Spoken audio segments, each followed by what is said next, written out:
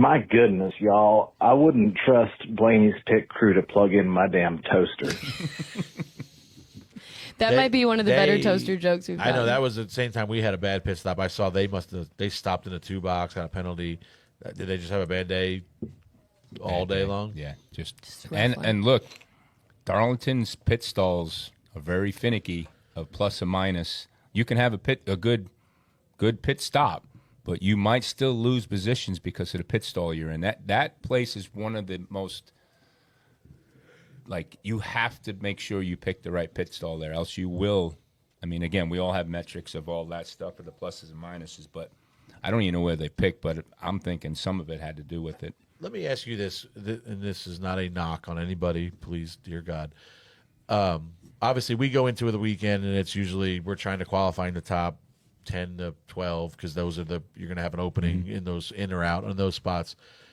Obviously, you're not going to qualify in the top 10 or 12. How do you guys decide, like, where to pick on pit road? Obviously, you like a lot of times you probably don't have a lot of options, but like, how do you decide who you're picking around? Like, how does that? Yeah, go? I mean, we have to go on defense a lot because we have to say, okay, what are the chances of this guy gonna in the first run going to be on the same lap as us, or are we gonna, have to come around this guy all day long, or are we gonna, be stuck behind the guy that's going to be in front of us? So, I mean, everybody's thinking of that, but we're at the point now, all of us, that I think we pretty much all work really well together in those situations of, I always try to ask the guy in front and the guy in the back, hey, let me know what you're doing. Like, because if you're going to, you can help each other out right, a little bit. Because if you're doing two and I'm coming in, I will stop yeah. and I will make sure that you don't have to worry about that. But if you're gonna keep it secretive, I'm gonna run into you. Yeah. Yeah. I mean, I don't know what to tell you. So I mean, it's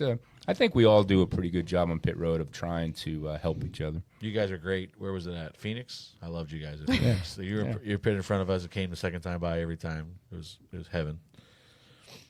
Freddie Kraft. Yes, sir. I was calling to tell you I was coming down to Darlington this weekend, listening to the podcast as I'm pulling into McBee, South Carolina. Literally the very second you're saying, "Watch out for that 25-mile-an-hour speed limit sign at the railroad tracks," and there it is. By God, there it is. I slowed my ass down to 25 mile an hour. Thank you, Freddie Kraft, mother. We're glad we could help. I'm still spotting. I'm spotting even on the radio. Yep. Yeah. Hey, that's one place you don't mess around. Is Don't McBee. speed. Don't speed in McBee. The sign's gone.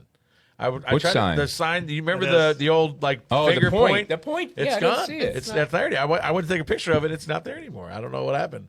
They probably can't afford. Somebody tweeted. I forget who I saw. They said they have Hellcats.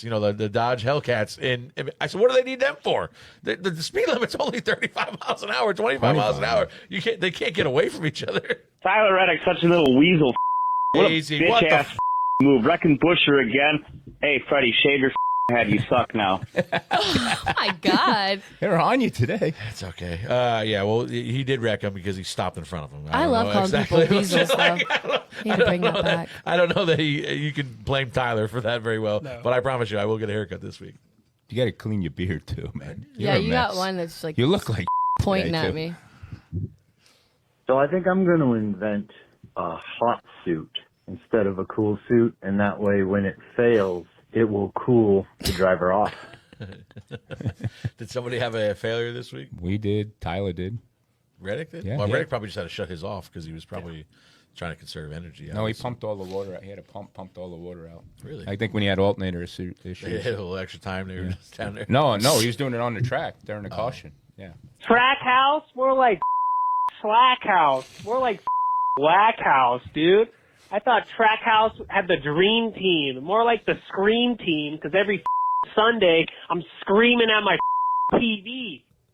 They had 3 top 20s. What is wrong with that guy? But I'm that's mad not at good Trackhouse enough. and Ross Chastain this week, too, because I picked them for my... They weren't very good. They were Ross not, was just not very Yeah, good. he struggled. But they're struggling as a whole, and Daniel's not. Trackhouse is struggling, and Suarez is doing a really, really good job in that Spire car.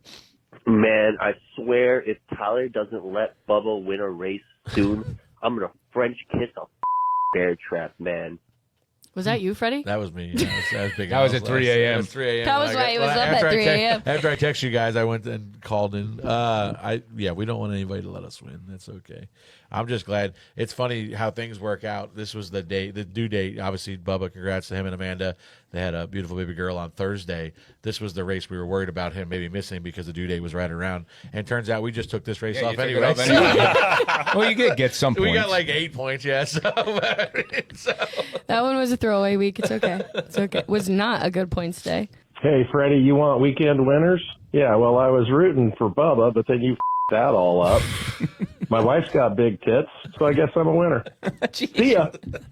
Oh, my God. Congrats, I guess. Yeah. I mean, how did that?